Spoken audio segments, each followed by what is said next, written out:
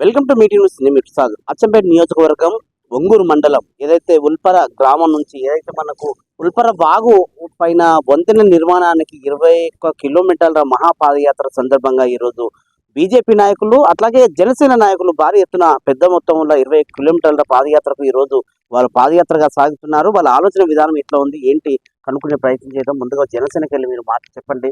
ఎన్ని రోజుల నుంచి సమస్య ఉంది, ఈ రోజు మీరు కార్యక్రమం తీసుకోవడానికి ప్రధానంగా ఏంటి?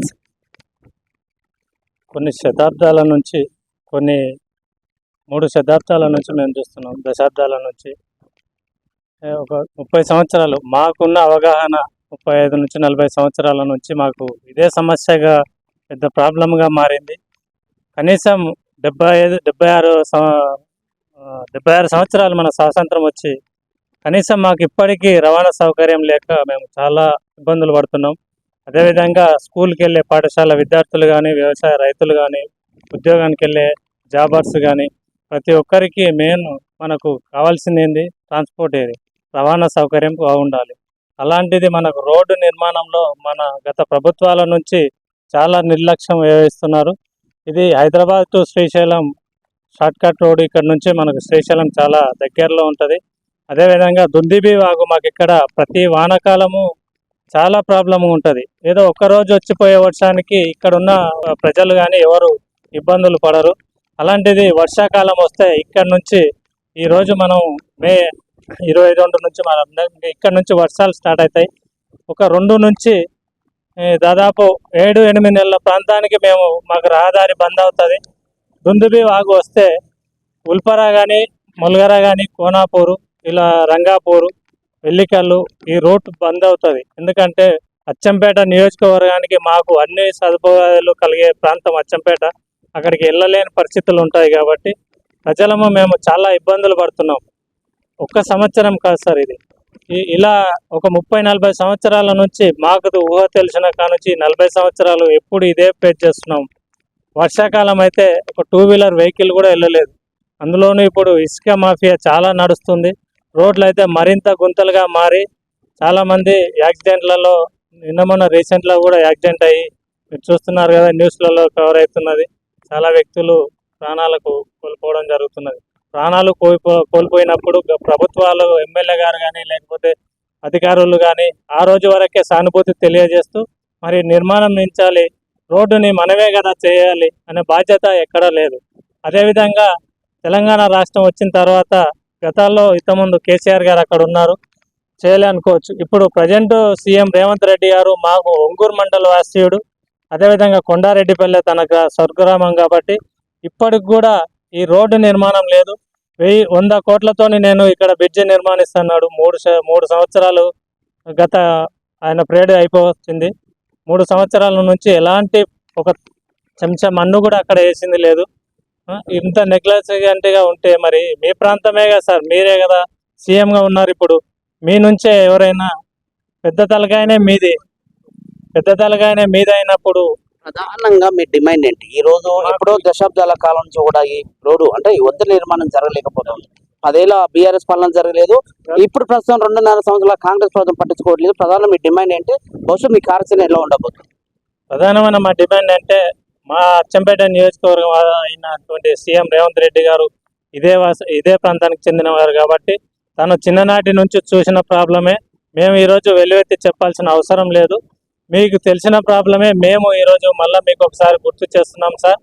మాకు మరి ముఖ్యంగా కావాల్సింది ఏమవద్దు, మాకు ఈ బ్రిడ్జి కావాలి. ఇది డబల్ రోడ్డు నిర్మాణం కోసం ఈరోజు విద్యార్థులైనటువంటి వాళ్ళు నిరుద్యోగంలో ఉండవు. మేము ఏదో ఒకటిగా మేము సాధించాలి, ఏదో ఒకటి మీ వరకు తీసుకెళ్ళి మీకు తెలియజేయాలని చెప్పి ఈరోజు భారతీయ జనతా పార్టీ, జనసేన పార్టీ యువకులందరి ఆధ్వర్యంలోని ఈ పాదయాత్ర నిర్ణయించుకొని మన ప్రాంతం మన అభివృద్ధి కోసం అని చెప్పి పాటుపడి ఈరోజు ఎవరు ఏమనుకున్నా ఎవరు ఏదన్నా సరే మా ప్రాంతం మేము అభివృద్ధి చేయాలనుకొని ఇలా 2 పార్టీల కలయికతోని మీ వరకు మీ దృష్టికి తీసుకురావాలి. ఈ డబల్ రోడ్ నిర్మాణం అదేవిధంగా బ్రిడ్జి వేగవంతంగా జరిగితే ఇక్కడ విద్యార్థులు కావచ్చు, అదేవిధంగా రైతులు కావచ్చు, వ్యవసాయదారులు కావచ్చు, అదేవిధంగా ఎంప్లాయీస్ కావచ్చు, శ్రీశైలం మన పుణ్యక్షేత్రమైన శ్రీశైలానికి కూడా అవలీలగా వెళ్ళిపోతారు. ప్రజల శ్రేయస్సు కోరే మీకు అధికారం ఇచ్చారు సార్. ఆ అధికారాన్ని మీరు ముమ్ము చేయకుండా మీ పీరియడ్లో ఈ నిర్మాణం అయిపోతే మీకు ఈ ప్రాంత వాసులు ఎంతో రుణపడి ఉంటారని తెలియజేస్తున్నాం. మరొక నాయకులు బీజేపీ వాళ్ళు ఉన్నారు, వాళ్ళ ఆలోచన విధానంగా అనుకున్నాం. చెప్పండి, మీ ప్రధాన డిమాండ్ ఏంటి? ప్రభుత్వం ఎలాంటి ఒత్తిడి చేస్తారు? గత ప్రభుత్వం యూపీఏ 1 యూపీఏ 2లోనే ఈ బ్రిడ్జ్ కావాల్సి ఉండే. అప్పుడు ఈఎన్సి గణపతి రెడ్డి గారు వచ్చి మా ప్రాంతవాసే చింతపల్లి వాస్తవ్యుడు ఉన్నాడు. ఆయన గ్రామం మీద మక్కువతోటి ఆ బ్రిడ్జ్ను చింతపల్లిలో వేసుకున్నాడు. అది యాక్చువల్గా వేయాల్సింది ఉల్పర్లో ఉండే ఆ రోజే 20 సంవత్సరాల క్రితమే. దాన్ని తను తీసుకుపోయింది. ఇప్పుడు మళ్ళా మన బీఆర్ఎస్ ప్రభుత్వంలో గోల బాలరాజు గారు 32 కోట్లతోటి బ్రిడ్జ్ తీసుకొచ్చిండు. టెండర్ కూడా అయింది. తర్వాత దాన్ని ఇప్పటివరకు డిజైన్ ఇస్తలేరు ఆ కాంట్రాక్టర్. దాదాపు సుమారు 3 సంవత్సరాల నుంచి డిజైన్ చేయకుండా అయితే ఎవరు ఉండరు కదా. అదే కాంట్రాక్టర్ సేమ్ ఈడ రఘుపతిపేటలో చేస్తున్న కాంట్రాక్టర్కే ఈ బ్రిడ్జ్ కూడా రావడం జరిగింది. మీరు కూడా మీ న్యూస్ ద్వారా తనను అడగాలని, ఈ సమస్యను ప్రభుత్వం దృష్టికి సీరియస్గా తీసుకెళ్లాలని కోరుకుంటున్నాను సార్. సో గతంలో బీఆర్ఎస్ పార్టీ, ఇప్పుడు ఏదైతే గువ్వల బాలరాజు గారు భారతీయ జనతా పార్టీలో కొనసాగుతున్న తరుణంలో 10 ఏళ్లలో వాళ్ళే ఉన్నారు కదా, మరి వాళ్ళెందుకు దాన్ని కంప్లీట్ చేయలేకపోతున్నారు? ఈ రోజు ప్రజలకు ఇబ్బంది అవుతుంది, ప్రాణాలు కోల్పోతున్నాం, మాకు వర్షాకాలం వచ్చిందంటే ఇక రాకపోకలే బంద్ అవుతున్న తరుణంలో ఈ రోజు పాదయాత్రగా మీరు ముందుకు వెళ్తున్నారు, సంతోషమే. కానీ గత పాలనలో మీరు ఏం చేస్తారు? మీ నాయకుడు ఏం చేస్తారు? ఇప్పుడు ఏం చేయాలి? చెప్పాను కదా సార్, గత పాలనలో తను 3 సంవత్సరాల క్రితమే అది తీసుకురావడం జరిగింది. 32 కోట్లు శాంక్షన్ తీసుకురావడం జరిగింది. ప్రొసీడింగ్ కూడా మీకు కావాలంటే రేపు పెట్టమంటే పెడతా, నేను ప్రొడ్యూస్ చేస్తాను మీకు. 32 కోట్లతో శాంక్షన్ చేయడం జరిగింది, టెండర్ వేయడం జరిగింది, కాంట్రాక్టర్కి అలాట్మెంట్ అవ్వడం జరిగింది. దాన్ని ఇప్పుడు వీళ్ళు వచ్చి డిజైన్ ఇవ్వడం లేదు. కాంట్రాక్టర్ అడిగితే తను చెప్పే సమాధానం ఏంటంటే డిజైన్ ఇవ్వడం లేదు. కాంట్రాక్టర్ కూడా ఎవరో కాదు, రఘుపతిపేట దగ్గర చేస్తున్న బ్రిడ్జ్ కాంట్రాక్టరే ఈ కాంట్రాక్టర్ కూడా. మీరు గతంలో ఇదివరకు ఏమన్నా నాయకులు కానీ అధికారులు కానీ ఈ పరిస్థితి గురించి, వాళ్ళకి ఏమన్నా ఈ సమస్య గురించి చెప్పే ప్రయత్నం చేస్తారా? వాళ్ళు ఎలాంటి మీకు హామీ ఇచ్చారు? గతంలో బాలరాజు గారు టీఆర్ఎస్ లో ఉన్నప్పుడు చాలా సార్లు అడిగితేనే తనకు తెలుసు ఈ సమస్య గురించి. తెలిసే దాన్ని సీఎం కేసీఆర్ గారి దగ్గర పట్టుబట్టి తీసుకురావడం జరిగింది. 32 కోట్ల ప్రాజెక్టును తీసుకొచ్చి ప్రొసీడింగ్ జరిగింది, కానీ ముందరకు పోలేకపోయింది. ఇప్పుడు అధికారులు నాయకులు స్పందించకపోతే భవిష్యత్తు మీ కార్యాచరణ ఎలా ఉండబోతుంది? చివరిగా బ్రహ్మాస్త్రం ఒకటే, ఇక ఆమరణ నిరాహార దీక్షకు కూర్చుంటామండి. ఇదే మిత్రపక్షంతో ఆమరణ నిరాహార దీక్ష చేయడానికి కూడా మేము సిద్ధంగా ఉన్నాం. సో మొత్తానికి చూస్తున్నాం, ఉల్పర వంతెన నిర్మాణానికి ఈ రోజు భారీ ఎత్తున బీజేపీ జనసేన నాయకులు 21 కిలోమీటర్ల మహాపాదయాత్రగా బయలుదేరారు. దాదాపుగా దశాబ్దం నుంచి కూడా ఈ ప్రాబ్లం అట్లాగే కొనసాగుతుంది. వర్షాకాలం వచ్చిందంటే సుమారు 6 నెలలు రాకపోకలు బంద్ అవుతున్నాయి. ఇక్కడ ఉద్యోగం చేసుకునే వాళ్ళు, చదువుకునే వాళ్ళు, వ్యాపారం చేసుకునే వాళ్ళు చాలా మందికి రాకపోకలు దీని మీదే ఆధారపడి బ్రతుకుతున్న సందర్భం చూస్తూ ఉన్నాం. అయినా కూడా నాయకులు కానీ అధికారులు కానీ ఎట్టి పరిస్థితులు దాన్ని నిర్మించలేకపోతా ఉన్నారు. దానివల్ల ఇక్కడ ఉన్న గ్రామాల ప్రజలకు చాలా వరకు ఇబ్బంది అవుతుంది. కాబట్టి ఈ రోజు మేము ఇంకా సమయం లేదు కనుక ఈ రోజు మేము పాదయాత్రగా బయలుదేరి అధికారుల నాయకుల దృష్టికి తీసుకెళ్లి ఈ వంతెన నిర్మాణానికి మేము ముందుకు వేసిన భవిష్యత్ కార్యాచరణ ఎలా ఉండబోతుంది, ఒకవేళ నిజంగా అధికారులు నాయకులు స్పందించకపోతే వీళ్ళ భవిష్యత్తులో మేము అమరణ నిరాహార దీక్షకైనా పూనుకుంటాము. ఇది వంతెన నిర్మాణ పనులు చేపట్టే వరకు కూడా మేము ఎక్కడ కూడా విరమించము. మాకు ఏదైతే ఈ వంతెన ఎంత ఇంపార్టెంట్ అనేది చాలా వరకు అవసరం ఉంటున్న తరుణంలోని భారతీయ జనతా పార్టీ జనసేన నాయకులు కలిసి మహాపాదయాత్రగా ఈ రోజు కల్వకుర్తి పట్టణానికి బయలుదేరారు. సో భవిష్యత్ కార్యాచరణ ఎలా ఉండబోతుంది, నాయకులు అధికారులు ఏం చెప్పబోతున్నారు మనం చూస్తుండాలి. వంగూరు మండల భారతీయ జనతా పార్టీ అధ్యక్షులు తమ్ముడు ఆనంద్ రెడ్డి గారు, అదేవిధంగా ఈ పాదయాత్రకు మరో అతిథిగా తరలి విచ్చేసినటువంటి గౌరవనీయులు నాగర్ కర్నూలు జిల్లా పార్టీ అధ్యక్షులు నరేందర్ రావు గారు, గౌరవనీయులు భారతీయ జనతా పార్టీ రాష్ట్ర అధికార ప్రతినిధి సోలంకి శ్రీనివాస్ గారు, అదేవిధంగా మా మిత్రుడు తమ్ముడు జగదీష్ జనసేన పార్టీ బాధ్యులు, అదేవిధంగా ఈ గ్రామానికి సంబంధించినటువంటి ఉప సర్పంచ్ అంజి గారు, మాజీ సర్పంచ్ రామకృష్ణారెడ్డి గారు, మాజీ ఎంపీటీసీ శ్రీనివాస్ గారు, మారం శ్రీనివాస్ గారు, అదేవిధంగా మహేందర్ గారు, పార్టీ నాయకులు శ్రీనివాస్ గౌడ్ గారు, అచ్చంపేట టౌన్ అధ్యక్షులు, మండల జనరల్ సెక్రటరీ శ్రీమల్ల జగన్మోహన్ రెడ్డి గారు, భీమయ్య పార్టీ సీనియర్ నాయకులు భీమయ్య గారు, దుర్గా ప్రసాద్ గారు, నరసింహ గారు, councillor Kalwakurthy Bharatiya Janata party senior నాయకులు, జానకి గారు, అదేవిధంగా చాలా మంది ఉన్నారు. దయచేసి మన్నించాలి, ఇప్పటికే ఆలస్యమైంది. పాదయాత్ర చేస్తున్నాము అనగానే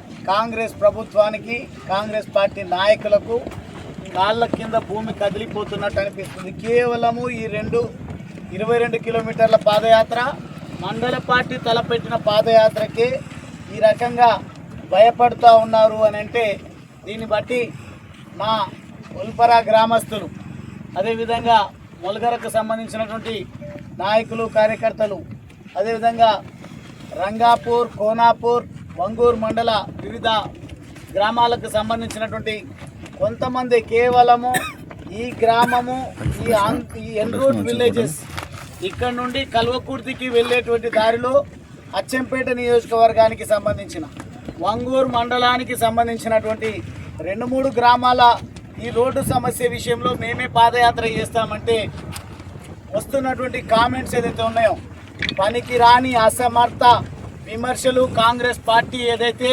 చేస్తూ ఉందో వాటిని మేమంతా కూడా తిప్పి కొడతామని కదిలి వచ్చినటువంటి కాషాయ సైనికులకు, అభిమానులకు, జనసేన నాయకులకు, కార్యకర్తలకు, పార్టీలకు అతీతంగా ఈ గ్రామానికి ప్రాతినిధ్యం వహించినటువంటి మా తమ్ముడు రామకృష్ణారెడ్డి గారు, అన్న శ్రీనివాస్ గారు సైతం ఎంపీటీసీ మాజీ, వీళ్ళందరూ కూడా ఇక్కడికి రావడానికి కారణం ఏంటి అని అంటే, ఈరోజు గతంలో నేను శాసనసభ్యుడిగా ఉన్నప్పుడు నేను శాంక్షన్ చేయించినటువంటి ఈ హై లెవెల్ బ్రిడ్జ్ కానీ, లేదంటే ఒకటే ఉదాహరణ మనం గుర్తుపెట్టుకోవాలి.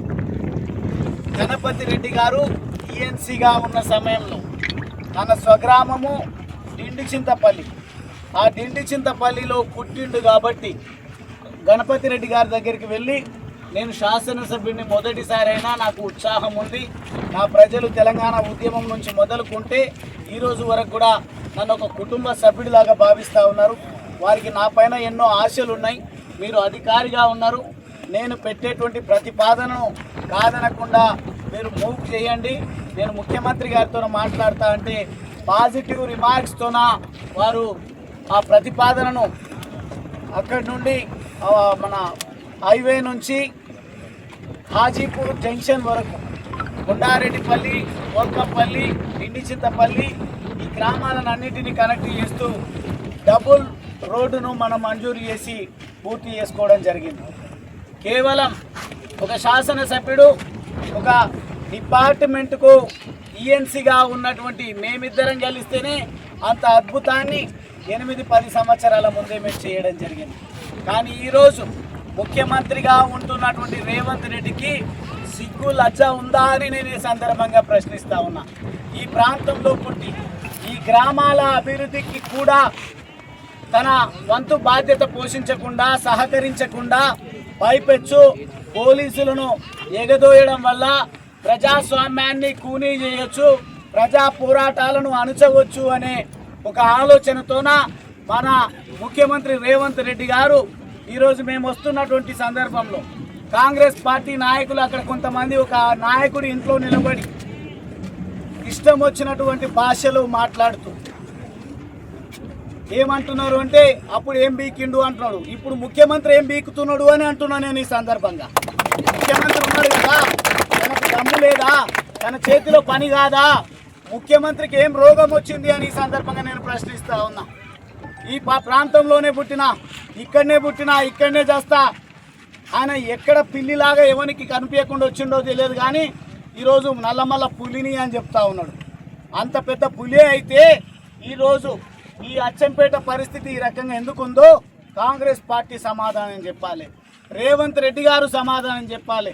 చూడండి, ఈరోజు మార్కెట్ యార్డులో తన సొంత నియోజకవర్గం అచ్చంపేట నియోజకవర్గంలో మా వ్యవసాయ మార్కెట్ యార్డులో 100 లోడ్లకు సంబంధించినటువంటి పంట మీరు ధాన్యానికి కవర్ చేసుకోవడానికి తాట్పల్లి ఇవ్వకుండా, అదేవిధంగా ధాన్యాన్ని తీసుకొచ్చినటువంటి ధాన్యానికి రైతులకు రక్షణను ఇవ్వకుండా నెలల తరబడి ధాన్యాన్ని అక్కడ యార్డులో ఉంచితే దిక్కు ముక్కు లేకుండా పట్టించుకోకుండా నిన్న వచ్చినటువంటి అకాల వర్షానికి రైతులు మొత్తం కూడా ఇబ్బంది పడుతూ ఉన్నారు. సొంత నియోజకవర్గంలో ఏం జరుగుతుందో పర్యవేక్షణ లేనటువంటి పనికి రాని ముఖ్యమంత్రి ఎవడైనా ఉన్నాడా అంటే అది ముమ్మాటికి రేవంత్ రెడ్డి అని ఈ సందర్భంగా నేను తెలియజేస్తా ఉన్నా. అటువంటి నాయకుడికి వత్తాసు పలుక్కుంటూ అప్పుడు ఏం చేసిండ్రు అంటున్నారు. గువ్వల బాలరాజు ఏం చేసిండు? ప్రతి గుడిసెకు వెళ్ళి అడగొచ్చు, ప్రతి వ్యవసాయదారుడి దగ్గరికి వెళ్ళి వచ్చి అడగొచ్చు.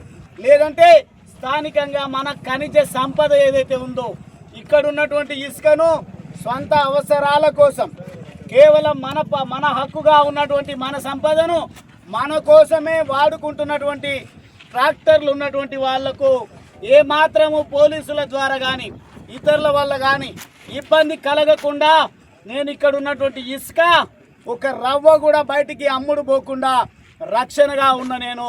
కానీ ఈరోజు ఈ కాంగ్రెస్ ప్రభుత్వంలో స్థానికంగా ఉంటున్నటువంటి ప్రజల అవసరాలకు కానీ ప్రభుత్వ అవసరాలకు కానీ ఇసుక ఇవ్వకుండా ఇక్కడ ఉన్నటువంటి ట్రాక్టర్ల పైన అక్రమ కేసులు బనాయించుకుంటూ ఇక్కడ ఉన్నటువంటి పేదలను ఇబ్బందులకు గురి చేసుకుంటూ వందల కొద్ది హెవీ వెహికల్స్ను తీసుకొచ్చి ఇసుక అక్రమ రవాణాకు పాల్పడటం వల్ల ఈ రోడ్లన్నీ కూడా నాశనం అయిపోతూ ఉన్నాయి. ఈ రోడ్లకు రెన్యువల్స్ లేవు, ఈ రోడ్ల మెయింటెనెన్స్ లేదు, ఈ రోడ్డును డబుల్ రోడ్డుగా మార్చండి అని అంటే ఉలుకు పలుకు లేదు. కానీ కేసులు బనాయించడానికి మాత్రం ముందుకొస్తా ఉన్నారు. బిడ్డ రేవంత్ రెడ్డి, నీకు ప్రజా పోరాటాలు తెలియంది కాదు. నిన్ను ఎన్నిసార్లు ఏ రకంగా ప్రజలు విమర్శించిండ్రు, ఏ రకంగా నిన్ను తెలంగాణ ద్రోహి అని అభివర్ణించిండ్రో తెలియాల్సినటువంటి అవసరం ఉంది. వీటన్నిటిని కూడా తెలిసి కూడా ఈరోజు అణిచివేతనే లక్ష్యంగా పెట్టుకొని ముందుకు పోతా ఉన్నావు. ఈ పదవి శాశ్వతం కాదు, నీకుండేటువంటి ఈ రక్షణ శాశ్వతం కాదు. మాకు ప్రజా రక్షణ, ప్రజా మద్దతు ఉంటుంది. ఎంతమందిని అరెస్టులు చేస్తావో చెయ్యి, ఎంతమందిని అక్రమంగా ఇబ్బందులకు గురి చేస్తావో చెయ్యి, పర్వాలేదు. 2.5 సంవత్సరాలు ఇంకా పని చేసేటువంటి సమయం కేవలం నీకున్న సమయం సంవత్సర కాలమే. సంవత్సరం దాటిందంటే ఎన్నికలంటేనే హడావిడి చేసేటువంటి ఒక ఎన్నికల కోసమే, రాజకీయాల కోసమే పుట్టినటువంటి ఒక చీడ పురుగువు నువ్వు. ఈరోజు ఈ ప్రాంత ప్రజల అవసరాలను తీర్చకుండా ఎక్కడో ఎన్నికలు వస్తే నేను పోయినా అక్కడ గెలిపించిన భజన పరులతోనా భజన చేయించుకుంటా ఉన్నావు. సోషల్ మీడియాలో, మెయిన్ స్ట్రీమ్ మీడియాలో ప్రజాధనాన్ని దుర్వినియోగం చేస్తూ 100,000 కోట్ల రూపాయలతోనా పేపర్ యాడ్స్, టీవీ యాడ్స్తోనా మురిసిపోతా ఉన్నావు బిడ్డ. ఖచ్చితంగా ఈరోజు నేను చెప్తా ఉన్నా, పోలీస్ అధికారులే కనుక ఈ ప్రభుత్వం ఇచ్చినటువంటి ఆదేశాలను పాటిస్తాం, ఈ ప్రజా పోరాటాలను అణిచేస్తామంటే నేను చెప్తా ఉన్నా. ఆ రోజు మాట్లాడిన ఆయన ప్రతీకార చర్యలకే శ్రీకారం చుట్టి ఈరోజు అప్పుడున్నటువంటి పనికిరాని ప్రభుత్వాన్ని అనుకోవచ్చు. ఆ ప్రభుత్వంలోనే ఉన్నావు కదా, నేను ఆ ప్రభుత్వంలో లేను, అప్పుడు శాసనసభ్యుడిగా మాత్రమే ఉన్నాను. శాసనసభ్యుడిగా నా దమ్మేందో, నా సత్తా ఏందో చూపించిన కాబట్టి అచ్చంపేట అంటే గువ్వల బాలరాజ్, గువ్వల బాలరాజ్ అంటే అచ్చంపేట అనే గుర్తింపుని నేను సాధించడం జరిగింది. కాబట్టి ఈరోజు ఎక్కడికి వెళ్ళినా సీసీ రోడ్లు కానీ గ్రామాలకు, తండాలకు కానీ అద్భుతమైనటువంటి రోడ్డు రవాణాను సౌకర్యాన్ని కల్పించడం జరిగింది. కేవలం ఆ ప్రభుత్వం ఇచ్చినటువంటి మాటలను నెరవేర్చలేనటువంటి పరిస్థితిలో మాత్రమే నాకు కొంత మచ్చ వచ్చిన మాట వాస్తవం. అందుకనే ఆ గత ప్రభుత్వం బీఆర్ఎస్ పార్టీని కాదనుకొని అసలు సిసలైనటువంటి దేశానికి రక్షణగా ఉండేటువంటి ఈ కాషాయ సైన్యంలో నేను చేరడం జరిగింది. కాషాయ దమ్మెందో చూపిస్తాం, కమలం పువ్వుకున్నటువంటి పవిత్రనేతనేదో చాటి చెప్తాం.